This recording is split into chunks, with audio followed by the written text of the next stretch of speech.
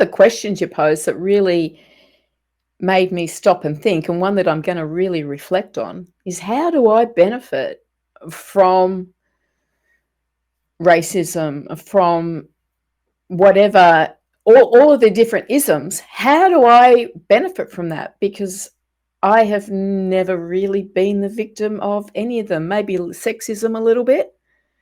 Maybe I'm getting into the ageism, but um, I have had a life free from all of those things. So how can we look at that in a deeper, in another way to open our eyes?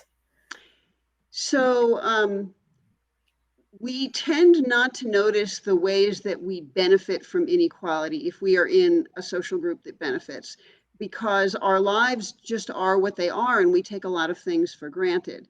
Um, in my case, what helped me begin to recognize the ways I benefit from racism uh, came when I was already quite an activist around sexuality related issues. And so I was very clear about ways that, say, homophobia hurt me.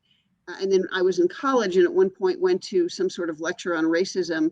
And as I was listening to the lecture, I thought, this actually sounds really similar. Racism, in some ways, sounds kind of similar to homophobia in that the details are really, really different, but the kind of some of the ways it works seem to be similar. And since I'm aware of how I suffer from homophobia, at that moment I realized, oh my gosh, I had better learn how I benefit from racism.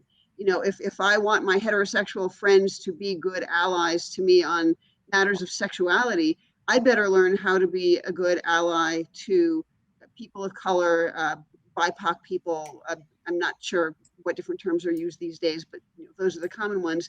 And so I began looking at some of the privilege lists that people have developed. A very famous white privilege list was developed by a woman named Peggy McIntosh, a psychology professor in the US. Her list has gotten around the world quite a bit.